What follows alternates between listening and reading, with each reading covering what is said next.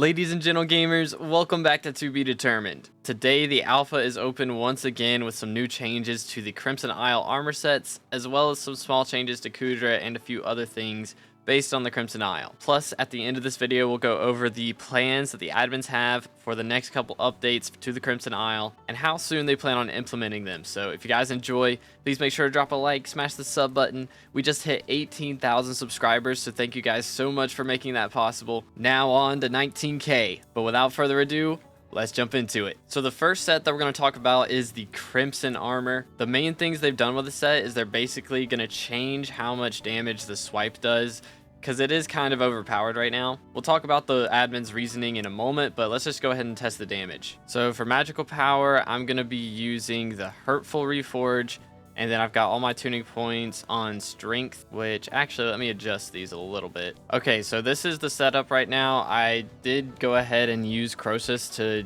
max out the items here. They don't have gemstones, but they should be the same as my other Infernal Crimson here. We're going to test both Crimson sets. Again, bought both of these from Croesus. We're just going to see how much the damage difference is between both of them. But here are my combat stats right now. I've got pretty similar strength and crit damage, 100% attack speed, 12 ferocity.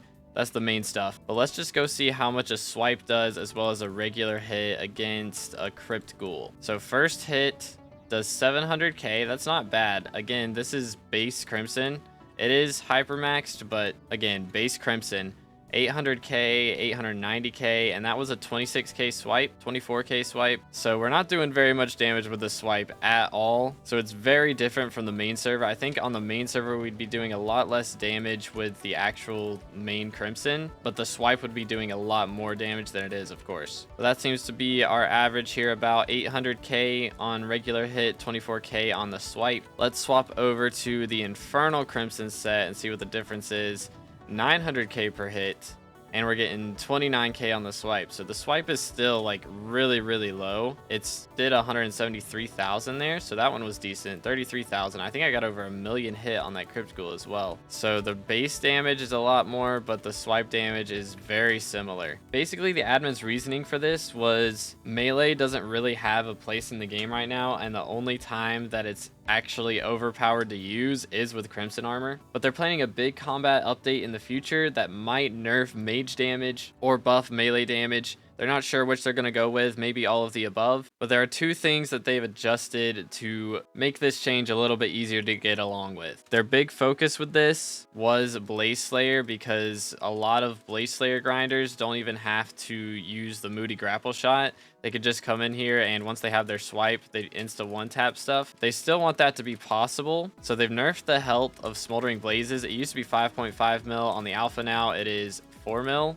But you can see I'm still not doing enough damage with my swipe, which I am wearing full Crimson. Let's see what it's like with Warden Helmet. Pop the Warden Helmet on. Let's see how much we get out of this swipe. I don't even see damage from the swipe, to be honest. It feels like the swipe can't hit the same mob that you're attacking, but it can only hit other mobs, even if you don't one-tap the mob that you're attacking, which is kind of interesting.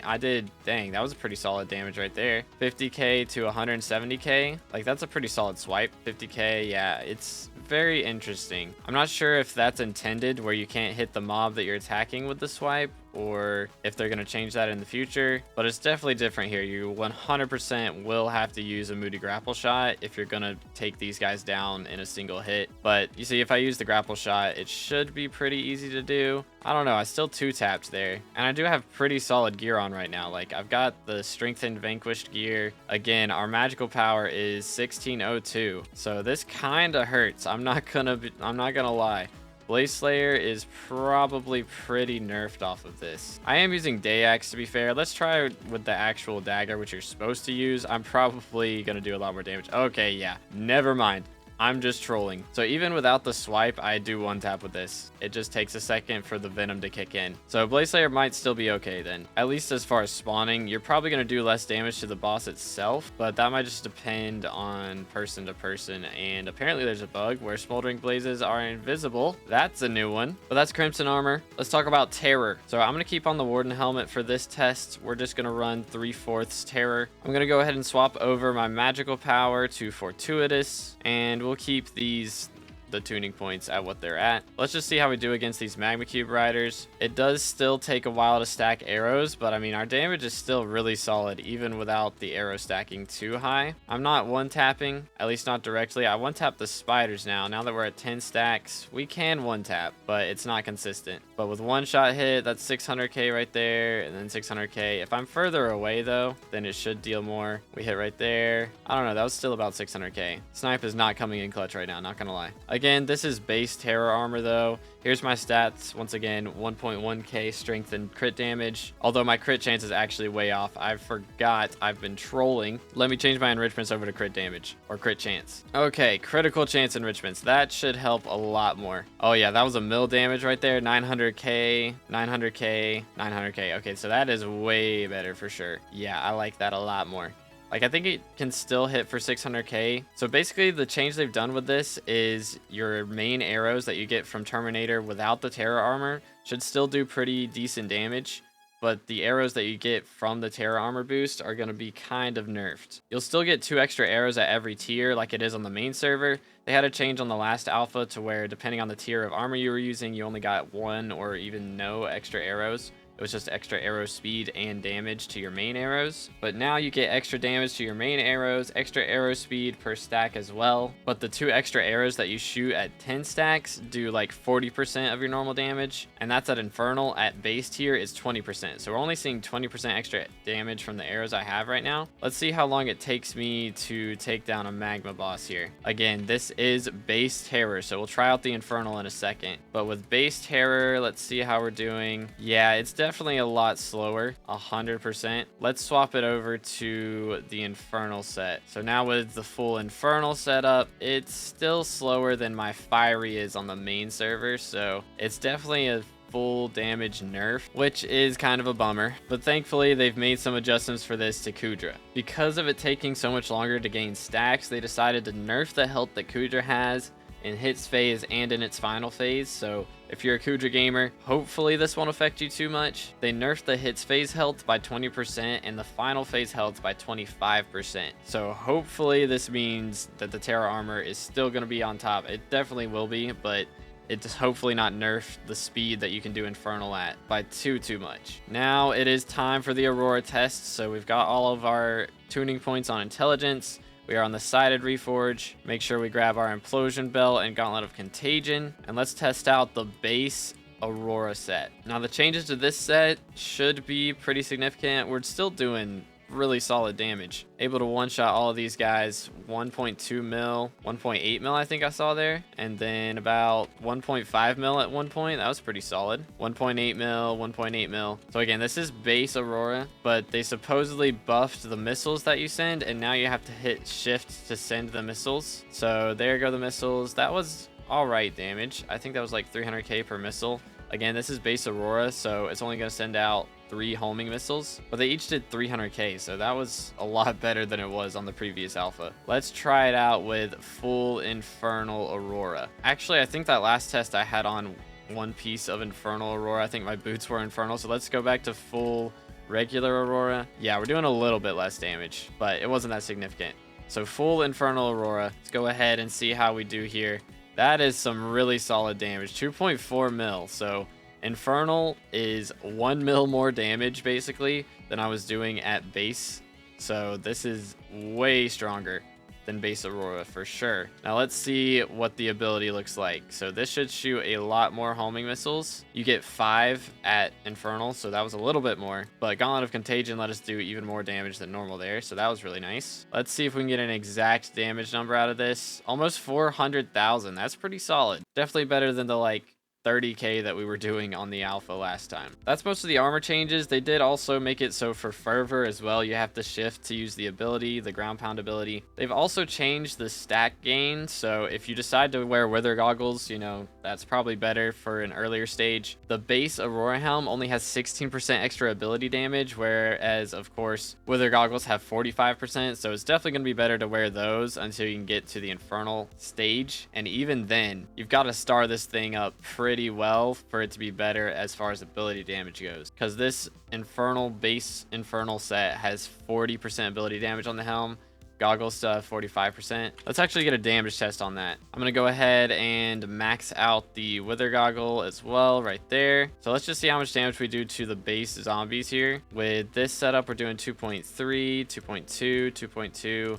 Seems to be mainly 2.2. A little bit of 2.3 here and there. I think that's just to the villagers though, because they have a little bit more health maybe. So execute or prosecute is doing a little bit more there. But generally 2.2. If we use the ability, we're doing 400k. Swap to the helmet, and now we're doing 2.7 mils. So yeah, 2.2 mil. Okay, that time was 2.2 again. Okay, so it's basically pretty similar. I don't know how we got that 2.7 hit there. That must have been like a Gauntlet of Contagion proc as well. But yeah, it's pretty similar, 2.2. And then if we use the ability, it's doing pretty much the same. So yeah, I mean, Wither Goggles are pretty much the same as a base Infernal Aurora helmet.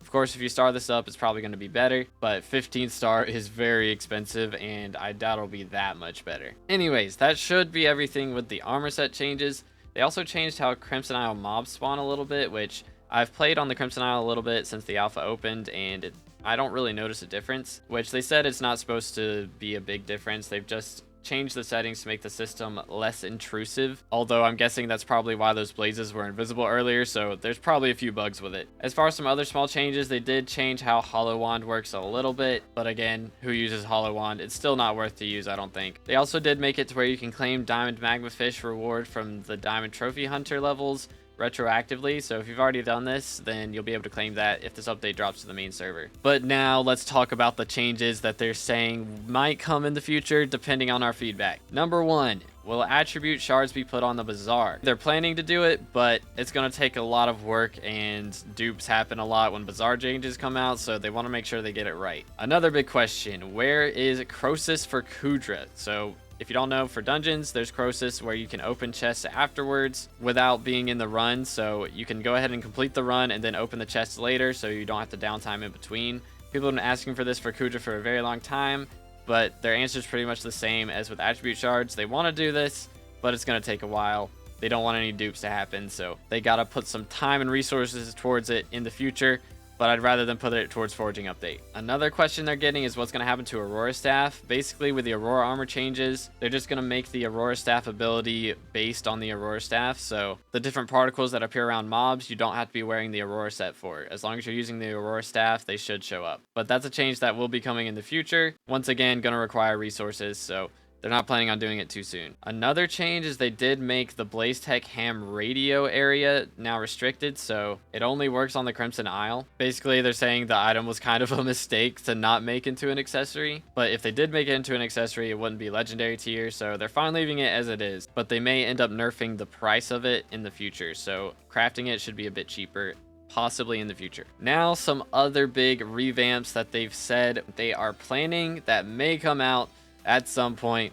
As always, they want to revamp the boss fights on the Crimson Isle mini bosses, which would be pretty epic. I think a lot of them are kind of easy. I do like Ashfang, but it would be nice to be able to kill the boss by yourself as well. They also want to change the reputation quests to make them more appealing, so hopefully there will be better rewards for that. Also, big changes to Dojo, which would hopefully make it a little bit less ping dependent, and of course a bunch more minor adjustments and bug fixes. But they're not planning on a lot of those changes that I just talked about to come out anytime soon. They're planned for 2025, which means they'll be out in 2026. They are very early in the design phase, so they may not even come out. But personally, I do think the dojo changes, and honestly, those last 3 changes I just mentioned would be really, really nice. Some boss fight revamps would go crazy, for real. But that is everything with today's alpha. If you guys enjoyed this video, please make sure to drop a like, smash the sub button if you haven't already, because I'm sure when this comes to the main server, it'll be even more different than it is now. And y'all know when it does come out, I'll make a video on it. So thank you guys so much for watching. I hope you enjoyed. I'll catch you in the next one.